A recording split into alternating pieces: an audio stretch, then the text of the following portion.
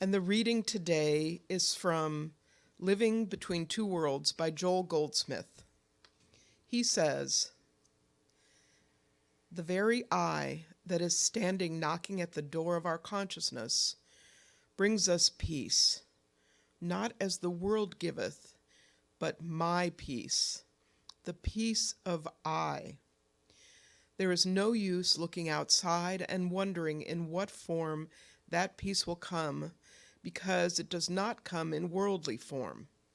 Strangely enough, however, when the inner peace comes, it forms and reforms our outer life.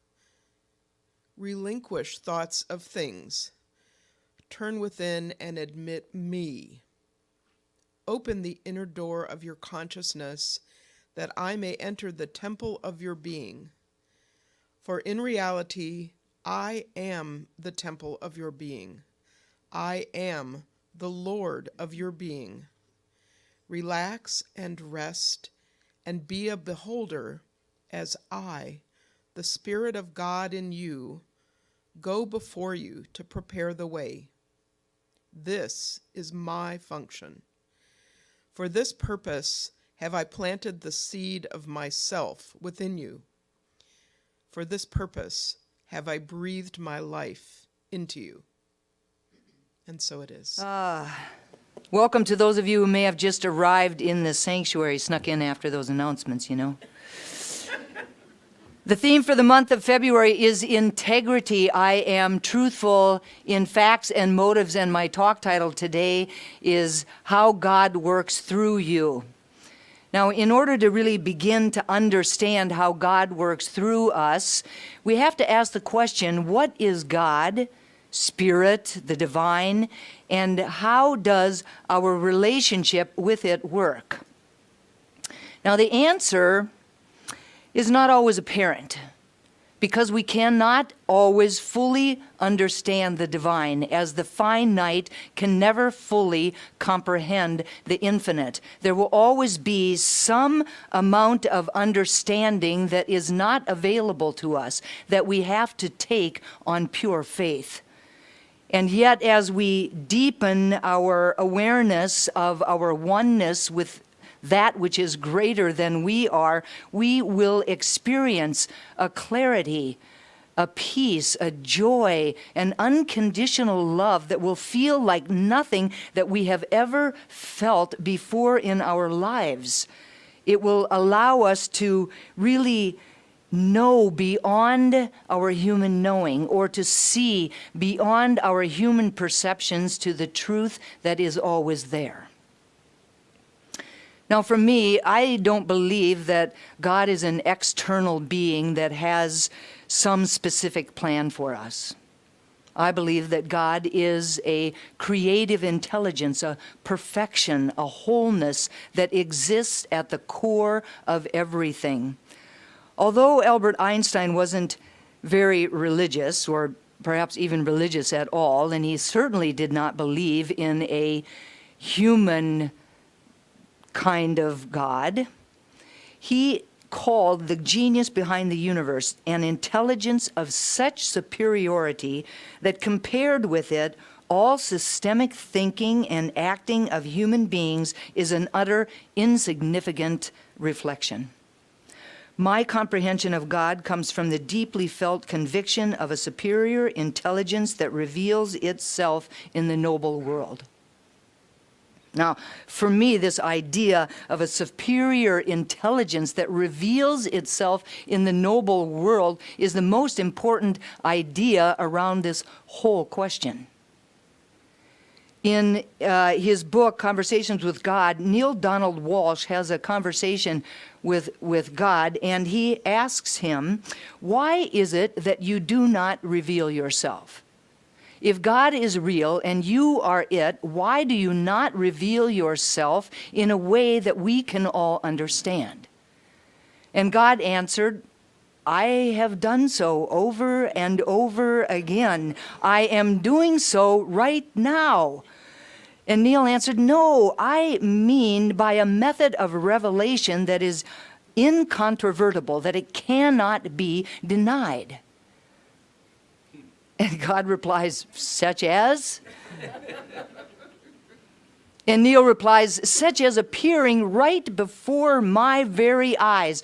And God said, I am doing so right now.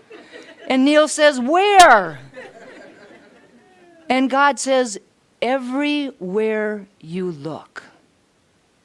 Everywhere you look. I am absolutely sure that I am seeing the face of God in the beauty of a sunrise or a sunset, in that sense of peace and expansion that I get in a moment of meditation, in the vastness of the stars in the sky, or the grains of sand on the beaches, or the immensity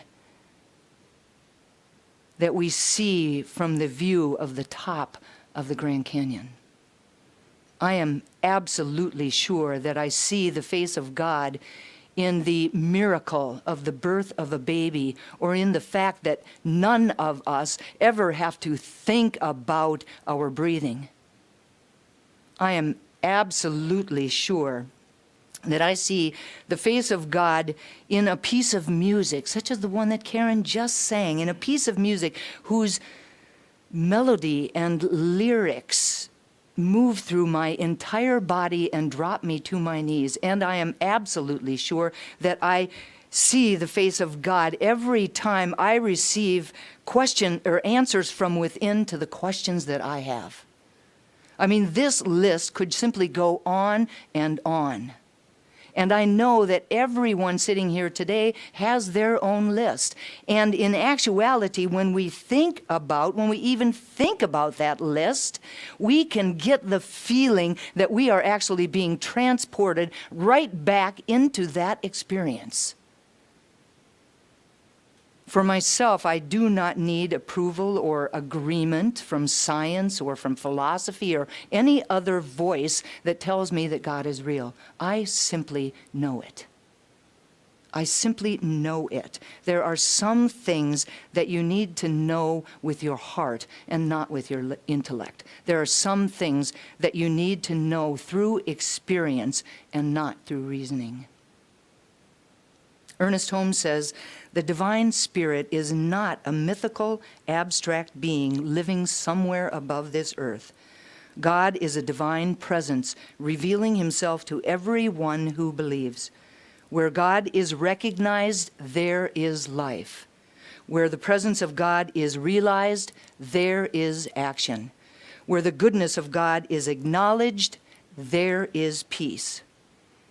Now, no one can find God for us. Each individual has to do that for him or herself. And while we can see the face of God everywhere that we look, we cannot find God outside of ourselves, because there is no place where we begin and God leaves off. The only place that we can ever find God is within ourselves. The bottom line is that there is a universal mind, spirit, intelligence, and that it is the origin of everything that there is. Everything is swimming in this one universal mind. There is one life that is back of it all, and it energizes everything. It is that which breathes us, that which animates us, that which supports us, and that which guides us.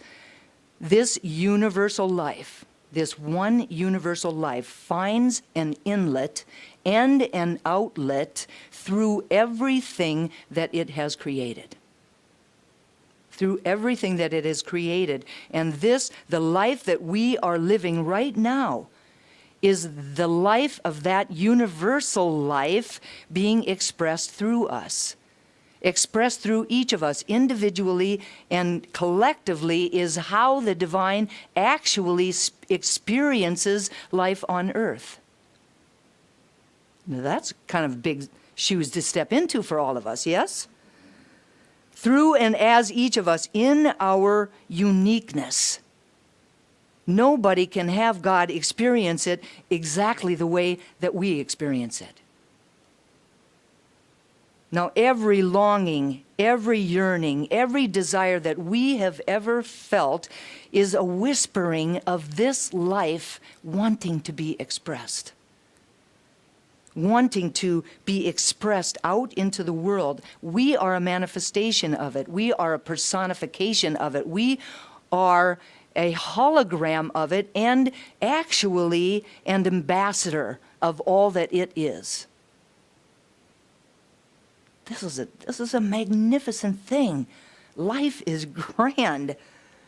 And we are at the center of it. And when we recognize that we are a center, then we know that we are an infinite, distinct, unique individualization of it. And that no two of us are exactly alike. There is a universal wholeness seeking expression through everything. Ernest Holmes says, "For while it is true that we are immersed in an infinite intelligence, a mind that knows all things, it is also true that this intelligence can acquaint us with its ideas only as we are able and willing to receive them.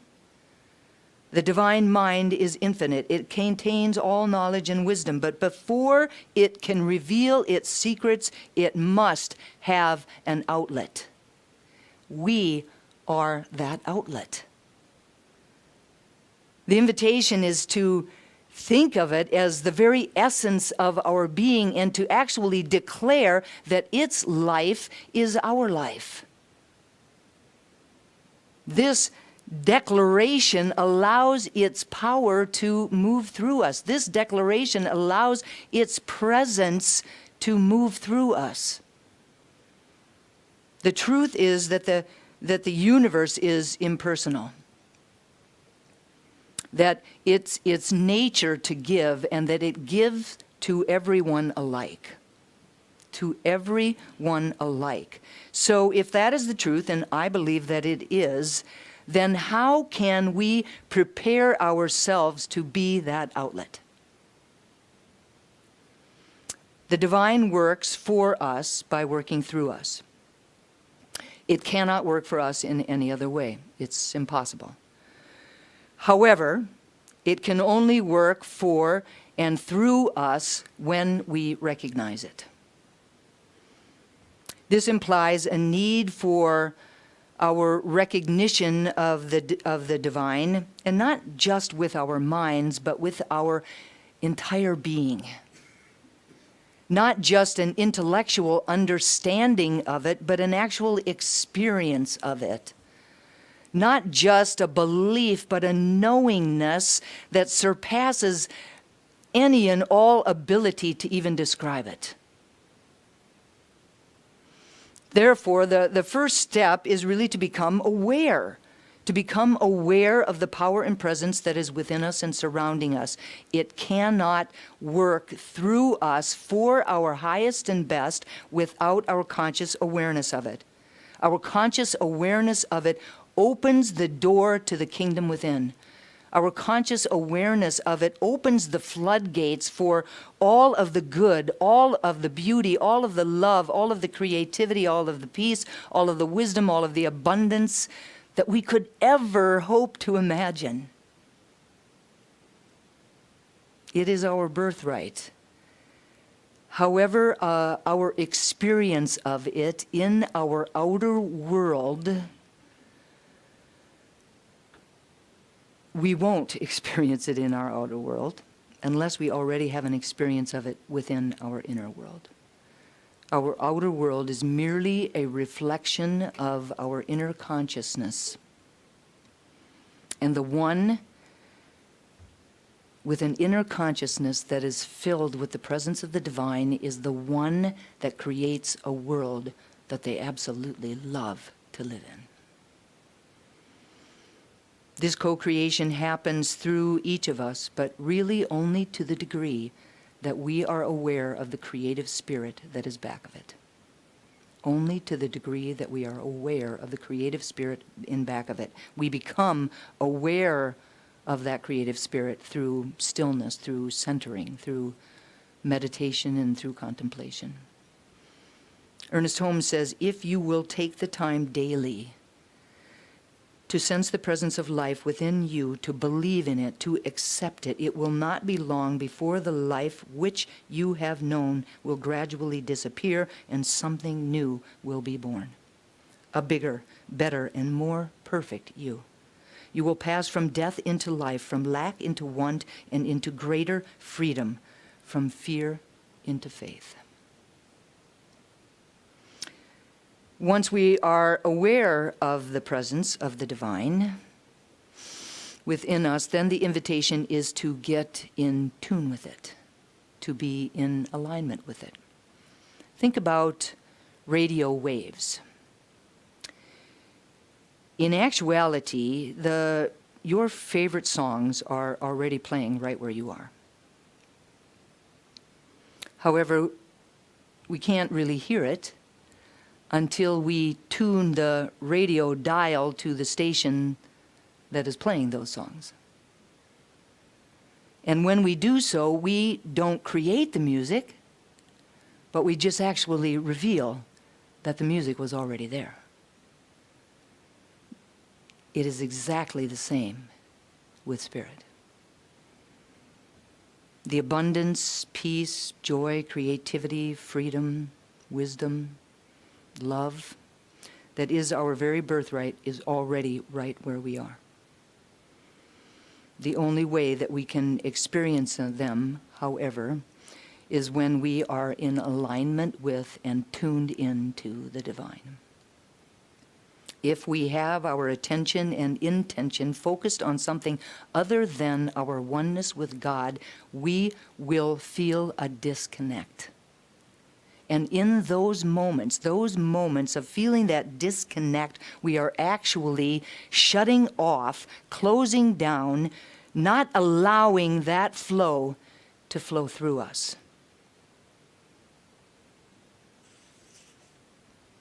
Life doesn't happen to us.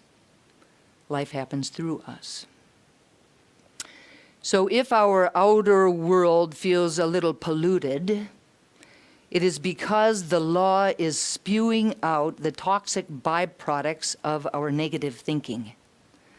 If we find ourselves in conditions of dis-ease or brokenness, it is because there are neglected or abandoned places within us that are in need of our care. If we find that our relationships are filled with conflict and struggle, it means that there are aspects of ourselves within ourselves that are in conflict with each other. Now, this is not said with any blame or judgment, because we did not create all of the misperceptions that really can be causing all of the havoc in our lives. We are impacted by limited universal beliefs until we consciously reject them.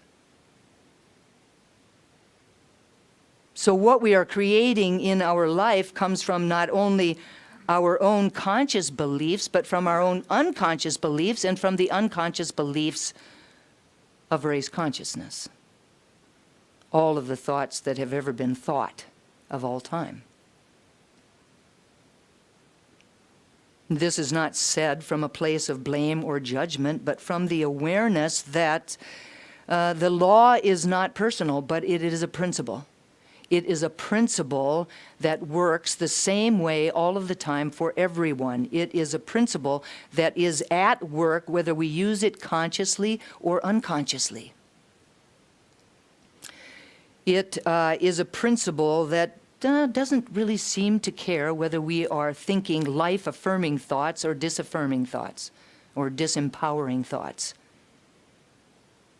It simply takes all of our thoughts and clothes them in form and, says, yes, here you go.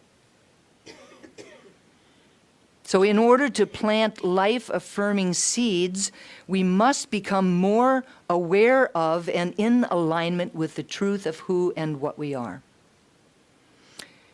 When we are in alignment, when we are aware and in alignment, with the divinity within, everything flows, everything works, and everything is always for our highest and best.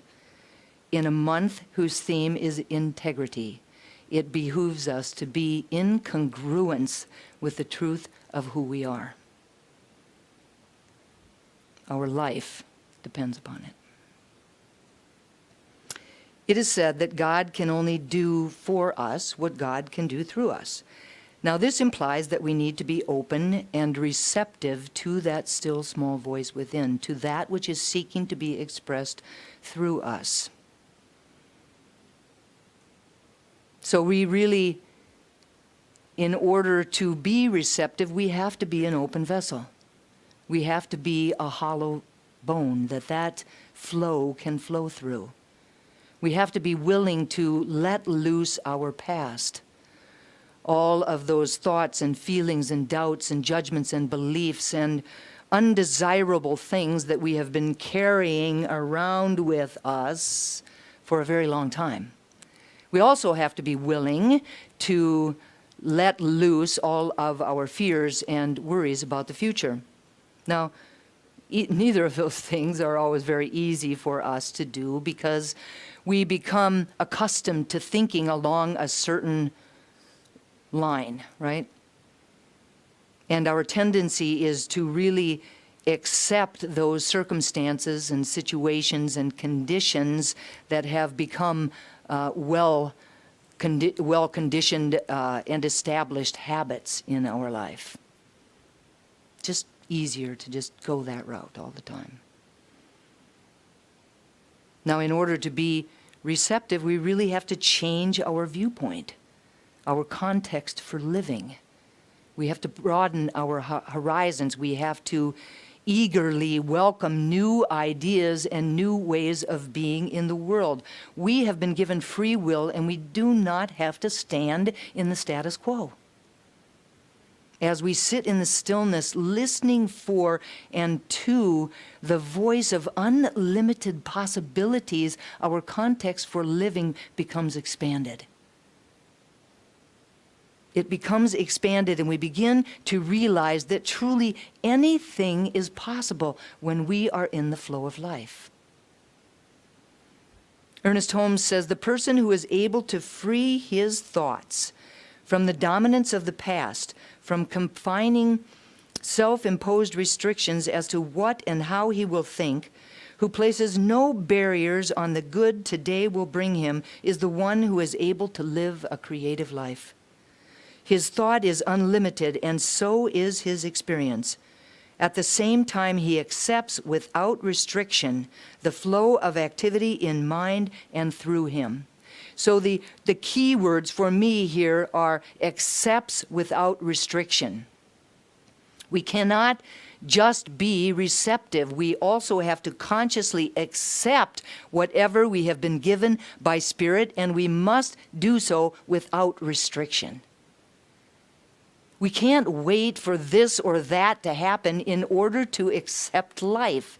We cannot wait until we are absolutely sure of exactly what it is or exactly how it is going to unfold for us to accept life. We cannot wait for us to reason out fully what it is and what it means before we can accept life.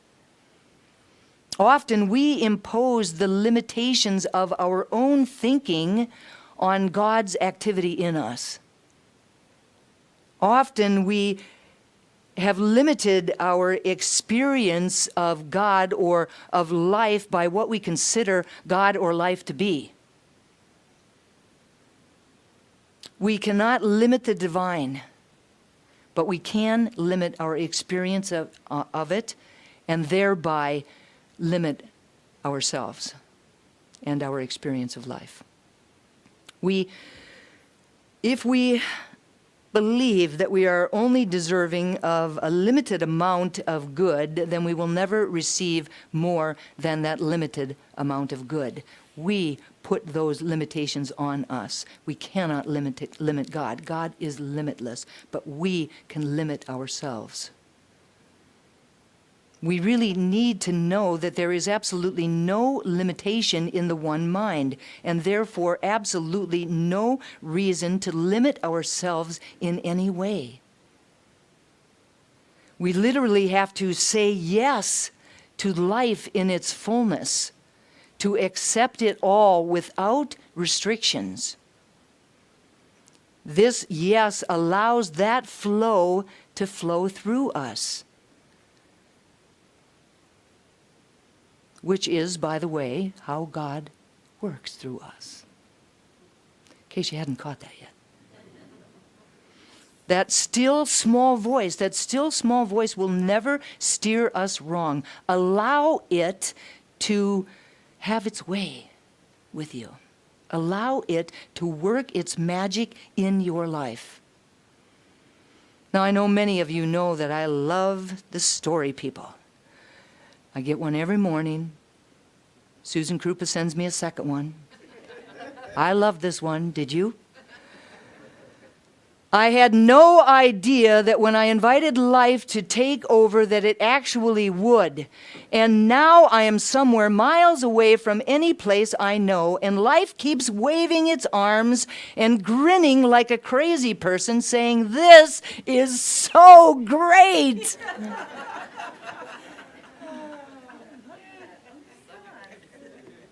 This is so great. Now, to be really powerful, the invitation is to undergird the allowing with the energy of faith, gratitude, and surrender. With faith, we let go of our need to constantly be turning away from the flow, knowing that the universe is always for us and never against us. In gratitude, we invite the flow to continue to keep flowing because we know that gratitude is a generative feeling that is always inviting more into our lives to be grateful about. And in surrender, we do not give up, but we give way to the eternal flow. This then is how God works through us and how we allow God to do so. And so it is.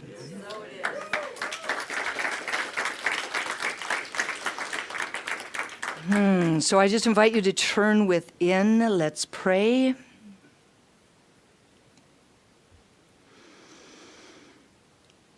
Closing my outer eyes and turning my inner eyes inward toward the center of my being, I am acutely aware of that spark of the divine, of that power and presence that created me, of the essence of peace, joy, creativity, love, wisdom, abundance that is at my very core. That is who I am. That is who I arrived on the planet as. I know that I am one with it, that I can never be separated from it. That sometimes at times it might feel this way, but I can never be separated by it. And just as I know that this is my truth, I know that it is true for each and every person here today. We truly are unique emanations of God, holograms of God, ambassadors of its presence on the planet. And it is from that place of oneness that I speak these words about and for each of us today. Truly knowing that there is a way that we can live our lives with a deep and abiding recognition of the presence of God that is at the center of it. That we can truly live our lives from a place of receptivity to it. that we can let go of the past and our worries about the future and truly be a hollow bone for it to flow through. That there is a way that we can live our lives allowing, saying yes without restrictions to the flow of that one life through and as us, knowing that it is always for our highest and best, and that there is no power greater than that power, so there is absolutely nothing that can stop us when we are in that flow. And I claim ease and grace for all of us around living that life, finding that place, that dial on that particular place on the dial of our life that allows us to be completely in alignment and completely in tune with the divinity within. And I'm so grateful to know this truth, so grateful to speak these words, so grateful for the power of prayer, knowing that these words are loosed into a law that only ever says yes, that they are clothed in form even as they are spoken, and so I speak them and I release them with love and gratitude and full expectation of their manifestation, letting go and letting God be God. And I invite each of us to anchor these words for ourselves and for each other simply by saying, and so it is, and so it is.